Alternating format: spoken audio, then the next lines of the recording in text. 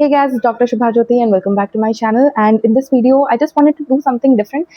Basically, I see a lot of first year residents in anesthesia moving around cluelessly, not knowing what is actually going on, what they should actually pay attention to, what is going on basically. क्योंकि मतलब एकदम orientation ही नहीं होता है and they are so scared. मतलब मैं देख रही हूँ, I'm a like the people who follow me know that I'm a senior resident working in a medical college, so I am seeing this every day कि काफ़ी जो बच्चे हैं they are scared, first of all really scared क्योंकि उनको ऐसा होता है कि आजू बाजू के even if one person is not going to make a difference, which is why it's really important that everybody has to bring this change कि यार आप थोड़ा टॉक्सिसिटी कम और पढ़ाई लिखाई ज़्यादा कराओ लोगों की, उनको ज़्यादा सिखाओ. ये होना चाहिए हर किसी का mindset in the medical field. But obviously ऐसा नहीं है. People are literally, I have seen at every level, not just the faculty, but when it comes to the residents itself, जो third year होते हैं, second year होते हैं, they are also introducing toxicity towards the first years. They have just entered, they don't know anything, और उनको भी I don't know why this is happening. क्योंकि मैंने जो experience किया, it's like even the faculty members are like, they are ठीक लोग हैं, but for me everything is okay, but they are, what I see is they're trying to blame the juniors basically every time. They also take PG classes and everything. लेकिन जो क्या होता है ना कि PG क्लासेस में ये होता है कि आप एक प्रेजेंटेशन बनाकर लाते हो. कोई रेसिडेंट होता है जो एक प्रेजेंटेशन बना के लाता है, एक मॉडरेटर होता है, तो यूजुअली वो प्रेजेंट करते हैं और उनको बीच बीच में सवाल पूछे जाते हैं. और most of the times what I am seeing is जो मॉडरेटर है, they have only not prepared the person well first of all, and they are literally bagging them with questions that they don't have an idea about, या उनको कोई idea नहीं है जिस चीज़ का, ऐसे सवाल वो पूछ रहे हैं. एंड ठीक है यार, it's okay. I feel that not everybody has learned everything and come. They are here for learning, so it's okay to ask them questions, but it's not okay to keep taunting them कि तुमको अभी तक ये सब आता नहीं है, इतने साल हो गए तुमको कुछ पता नहीं है, ये नहीं वो नहीं. I think a better approach to all this would be to first tell them what it is. मतलब आप पहले पढ़ाओ तो teach तो करो, उसके बाद you can ask them questions and all of that. तो मेरा तो ये है, I feel even after passing out and coming to a particular stage, I think we should all remember our own time. क्योंकि जैसे हमारा भी यही होता था हाल कि प्रेजेंटेशन बनाओ, प्रेजेंट करो, बट किसी ने पढ़ाया नहीं आपको, किसी ने बताया नहीं आपको, you are directly going there and presenting, तो आपको नहीं होता यार आइडिया बहुत चीज़ों के बारे में कि क्या सवाल पूछे जा सकते हैं, क्या होता है. हम उतना कर लेते थे जितना सोर्सेज हमारे पास अवेलेबल होती थी, उतना कर लेते थे. Obviously we are not as experienced, the residents are not as experienced as someone who has been working for so many years. ठीक है, तो आप नहीं एक्सपेक्ट कर सकते उनसे वो आंसर्स जो आपको पता हो, आपके एक्सपीरियंस के बेसिस पे, आपके पढ़ाई लिखाई के बेसिस पे वो लोग नहीं कर पाएंगे, because they are new to the field. So I feel a better approach should be taken, but या कुछ किया नहीं जा सकता. सो जस्ट हम्बल अटेम्प्ट कि मैं this is literally I am doing an orientation, I would say, for first year anesthesia residents. And by this I just want, this is not a theoretical one, this is not something that is going to be helping you for theoretical purposes. This is just for first years who have just joined anaesthesia as a field. ठीक है, आप just enter करे हो और शायद आप डर गए हो कि क्या चल रहा है, आपको समझ में ही नहीं आ रहा है, and you are just scared of your seniors and you don't know exactly करना क्या है. क्योंकि होता है भाई, होता है शुरू में लगता है कि क्या करना है, नहीं समझ में आता है.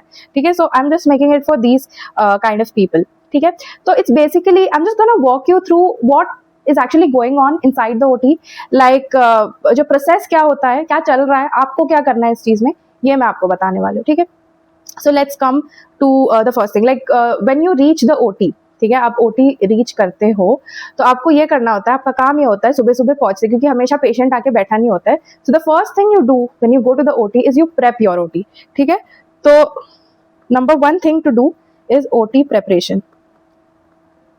ठीक है, और इसमें आपको करना क्या है, इसमें आपको काफ़ी सारी चीज़ें हैं जो आपको करनी है.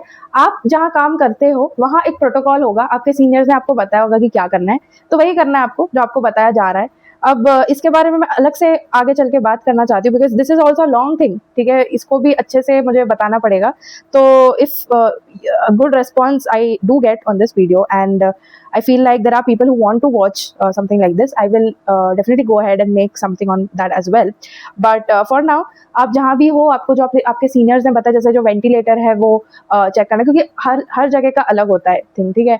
वेंटी चेक करना होता है, आपको ड्रग्स बनाने होते हैं, कुछ जगह पे जो सामान होता है जनरल वाली, जैसे मास्क और लैरिंगोस्कोप, ये सारी चीज़ें भी आपको अरेंज करनी होती है। कुछ जगह पे ऑलरेडी मिल जाती है, कहीं कहीं जगह पे ECG लीड्स ये सब भी अरेंज करने पड़ते हैं। जैसे हमारे यहाँ हम लेके घूमते थे, हमारे को अवेलेबल नहीं होता था ET ट्यूब्स, जो हम ढूंढ ढूंढ के लेके आते थे यहाँ वहाँ से, तो कहीं कहीं ये सब भी अरेंज करना होता है, कहीं नहीं करना होता है। So wherever you are, depending on that thing, you have to do your thing, ठीक है। तो पहला चीज होता है, आप जाते ही the first thing you have to do is your OT preparation.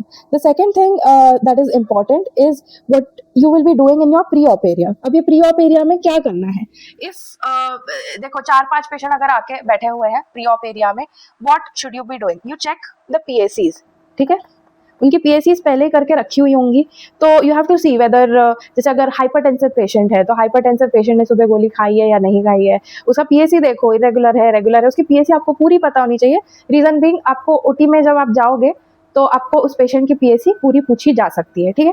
तो यू चेक PACs, स्पेशली जो आपके OT का केस है, योर OT, आपके OT का जो केस है वो आपको देखना चाहिए। But if there are like 4 to 5 patients that have come, check all PACs, क्योंकि बात ये होती है ना कि होता है ये चीज, क्योंकि मेरे भी फर्स्ट ईयर में मुझे याद है, जो आप अपना पेशेंट देख लोगे, उसके बाद if you keep standing over there, still देखो आपके सीनियर्स को ये लगेगा कि आप काम नहीं कर रहे हो, या यू आर नॉट इंटरेस्टेड, या जो भी आपको खाली मैं आपको सीक्रेट बता दूं एक चीज, फॉर फर्स्ट ईयर, खाली मत दिखो, सीनियर्स को खाली ही मत दिखो, हमेशा दिखो कि आप कुछ ना कुछ कर रहे हो। Then if you are seen doing something all the time, they will think you are working, ठीक है। ये सीक्रेट है फर्स्ट ईयर में मेरे हिसाब से, तो ये चीज है, ठीक है। इनको जो PACs है वो आपको चेक करनी है। अब इस पे भी मैं अलग वीडियो बना सकती हूँ, let's see if I can do that in the future videos, ठीक है, कि PAC में भी क्या क्या एक्चुअली देखना है।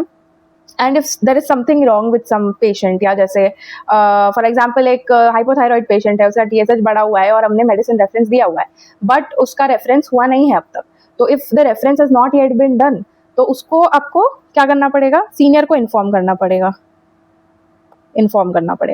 ठीक है। Inform your senior about this, ठीक है। तो ये दूसरी चीज हो गई।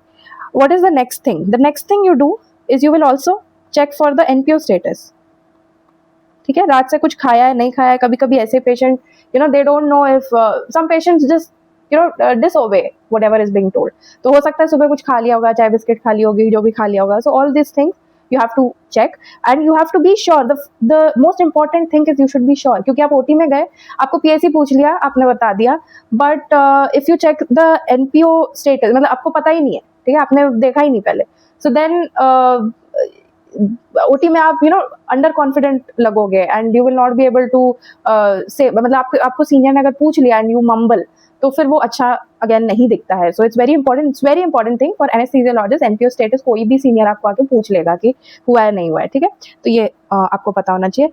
And other than that I think you should know about the cannula. ये भी काफी लोग आके पूछ लेते हैं, specially for paediatric patients it's very important, and otherwise also, like मैं जहाँ पे काम कर रही हूँ वहाँ पे इवन फॉर नॉर्मल पेशेंट्स, जो अडल्ट पेशेंट्स है, उनके लिए भी पूछा जाता है कि कैनुला लगा है नहीं लगा है, चेक कर लिया ये वो, तो ये भी आपको पता होना चाहिए। अदरवाइज ऑन दैट ऑल्सो दिल से कि आपने प्री ऑप में क्यों नहीं देखा, क्यों नहीं किया, क्या कर रहे थे तुम, ठीक है। तो ये सब पता होना चाहिए आपको कि कैनुला है या नहीं है, वर्किंग है या नहीं है, specially in paediatric patient it's very important, because we need to know how we are going to pre-medicate the patient. इनमें pre-medicate करना होता है pre-op area में, so in order to know that, so if we don't have an IV cannula, then we have to give IM dose of some drugs, ठीक है। तो उसके लिए you have to know, क्योंकि IM अगर आप देते हो तो कुछ टाइम बाद आप OT में पेशेंट को ले सकते हो, IV देते हो तो तुरंत ले सकते हो, so all this depends on that, so you have to check the cannula, ठीक है।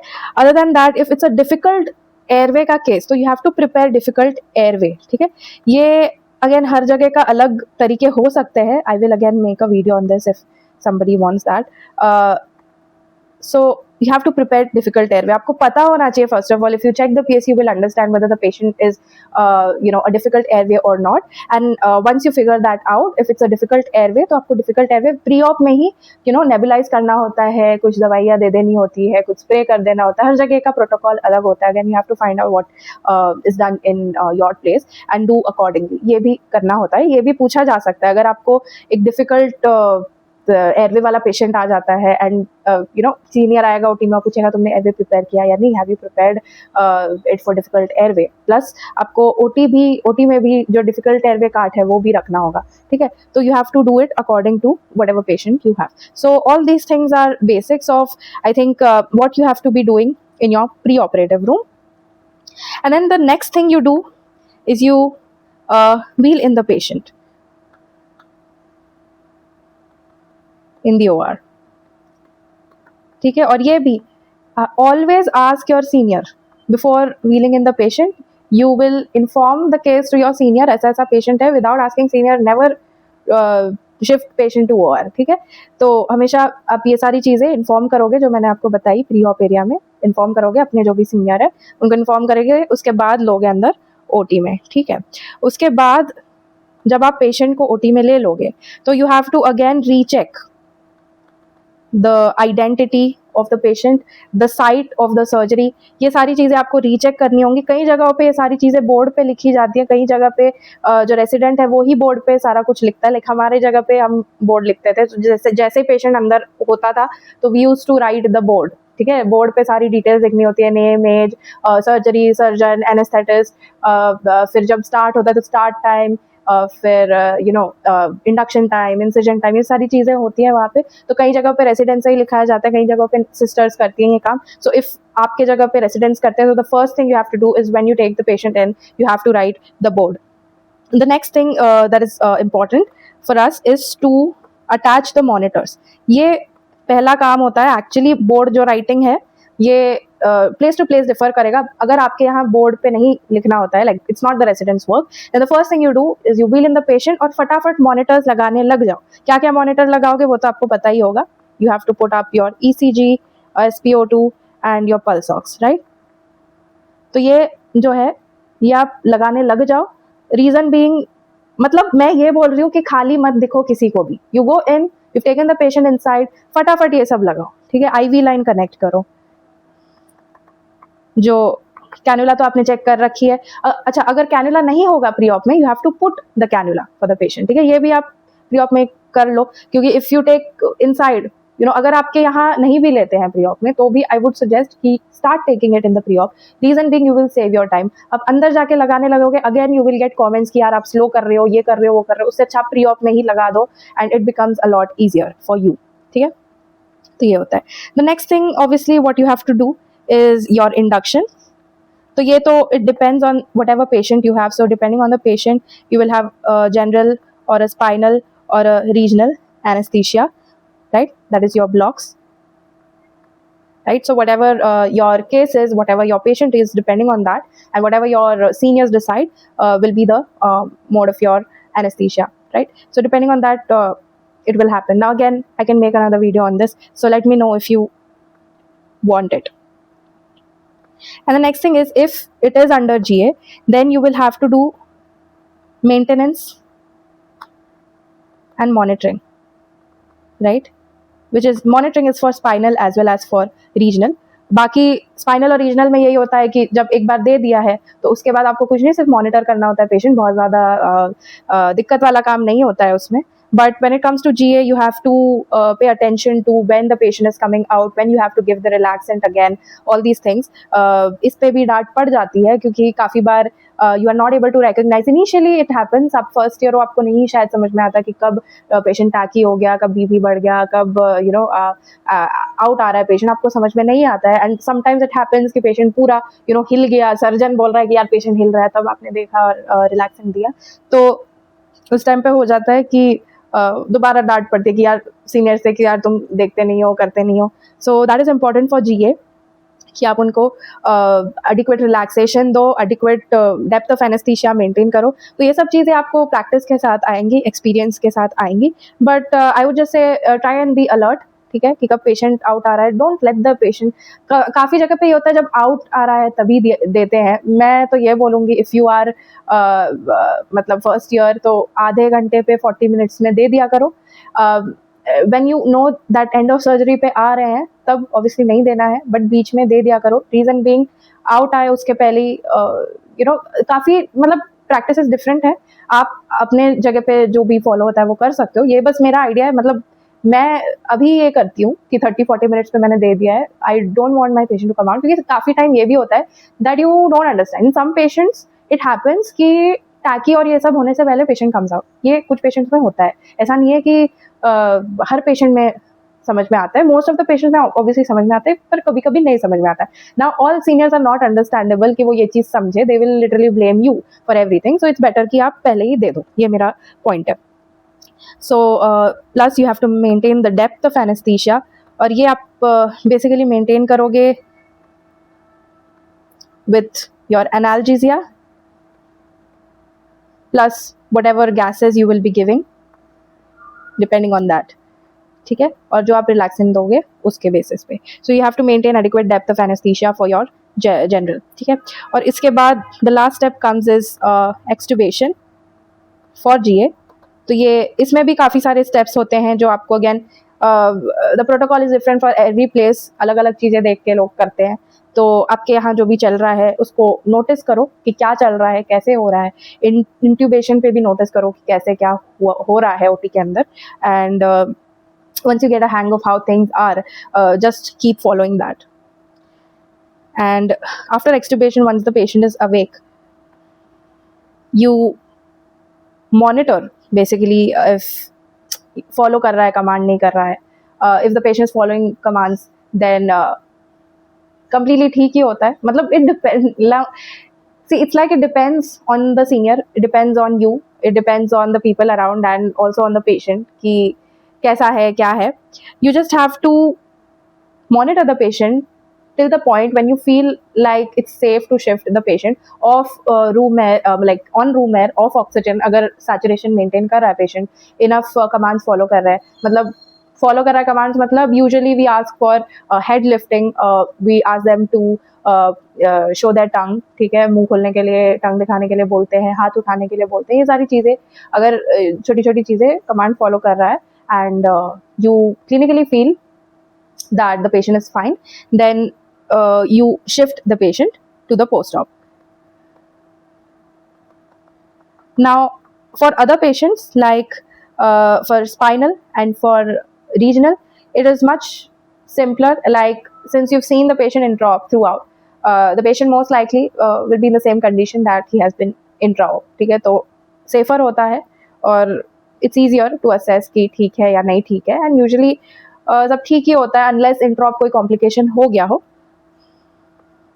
So after you shift the patient to the post-op, you again have to keep monitoring the patient for at least 1 hour. Like again this is different for every place. ठीक है, कहीं कहीं जगह मैंने देखा है कि 24 hours सरकारी में रखा जाता है in post-op. Some places it is just 1 hour, 2 hours, and then they shift the patient. Some places it's like if the patient is fine, they will be keeping the patient and then shift to ward. So it's different for different places. And हाँ, मुझे बस इतना ही बताना था. The thing is it's very vast. ये मैं literally जो first year juniors है उनके लिए मैंने बनाया कि यार like I said in the beginning as well, they are very scared of the seniors and they don't know what to do. यहाँ वहाँ भागते रहते हैं, डर जाते हैं, कुछ पूछो तो डर जाते हैं. So I'm just making it for those guys. My honest advice to you would be, like I said before, don't stand still. It does make people angry. और थोड़ा बहुत मुझे भी लगता है, ठीक है, जब मेरा जूनियर सामने है और he is just standing there doing nothing, तो थोड़ा सा होता है, टू बी वेरी ऑनेस्ट, थोड़ा सा लगता है कि यार ऐसे कैसे, मतलब कुछ भी नहीं कर रहा है. सो या कुछ ना कुछ करते रहो. It's one more thing that I missed was make a drug fluid chart. आपको सिखाया होगा किसी ने, और अगर नहीं सिखाया, again I will try to make a video on this. Make a drug fluid chart for every OT that you are posted in. ठीक है, अगर आपको पता है कि कौन से ओटीज में आप रहने वाले हो कल, ठीक है, specially for paediatric cases, make it without fail. पिछले दिन ही बना लो. अगर आपको पता है कि आपके ओटी में कितने केस है, 3 है, 4 है, 5 है, जो भी है, सबके chart should be ready the previous day only. ठीक है, हम यही करते थे, स्पेशली पीरियड्स होता था तो स्पेशली हम लोग बैठ के पूरा बना के रखते थे. ठीक है, and we used to not get the procedures for not making this chart. ये नहीं तो प्रोसीजर भी हमको नहीं मिलता था. ठीक है, प्रोसीजर का मिलता नहीं था। हमारे यहाँ ये भी था कि इन्वेस्टिगेशंस अगर आपको पता नहीं है तो भी हमको प्रोसीजर नहीं मिलता था। हमको काफ़ी सारी चीज़ें पता होनी रहती थी, तभी हमको मिलता था प्रोसीजर, वरना नहीं मिलता था। And it's kind of a good habit, क्योंकि you should know about the patient. ठीक है, अगर आप किसी ओटी में पोस्टेड हो, आप उस पेशेंट को इंड्यूस करने वाले हो, तो आपको पता होना चाहिए कि पेशेंट को क्या कोमॉर्बिडिटीज है, पेशेंट का all kinds of habits, addiction का हिस्ट्री है, अल्कोहल, स्मोकिंग, ये सब बहुत इंपॉर्टेंट होता है। आपको आगे चल के पता चलेगा कि क्यों इंपॉर्टेंट होता है once you start seeing your cases. And हाँ, ये सब ज़रूरी होता है। In the long run it is important, that's why it's being stressed upon so much by your seniors। तो ये मत समझना कि कोई भी सीनियर किसी भी चीज़ के लिए डांट रहा है या बोल रहा है। Obviously the way could be wrong, ठीक है, आराम से भी चीज़ें बताई जा सकती है, सिखाई जा सकती है, व्हाट आई थिंक। लेकिन काफ़ी लोग ये फॉलो नहीं करते हैं। आप जहाँ जा रहे हो सीखने के लिए, हो सकता है कि आपको आराम से चीज़ें नहीं सिखाई जा रही हो, आपको चिल्ला चिल्ला के हर चीज़ बताई जा रही हो, but the only thing I would like to tell you is they are trying to train you। ठीक है, जो बोल रहे हैं सही बता रहे होंगे, जो भी बोल रहे हैं आपको आगे चल के उसका वैल्यू पता लगेगा, उसका इंपॉर्टेंस पता लगेगा। Whatever they are saying, remember the subject, don't remember their tone, remember what they are saying. ठीक है, क्योंकि इंपॉर्टेंट चीज़ें ही बोला जाता है। मेरे साथ भी हुआ है, ठीक है, मुझे भी बहुत टॉक्सिसिटी झेलनी पड़ी है, लेकिन मैं बस उसको अच्छे तरीके से इसलिए लेना चाहती हूँ कि that has only taught me everything. ठीक है, तो ये मैं बताना चाहती हूँ, just remember the good parts and try to learn as much as you can. I know it can be difficult, but I will try and make things easy for you as far as I can. And let me know if you want more videos like these. I will try to make few more, but unless I know that it's actually helpful to people, it's actually making a difference, I will, it's not like motivation नहीं आती वो सब बनाने की। तो yeah, I will try and make a few more, but let me know if it is helpful or not, and I'll see you for another video. Let me know if any suggestions on what topics you actually want to be hearing on, and yeah, I'll see you for another video.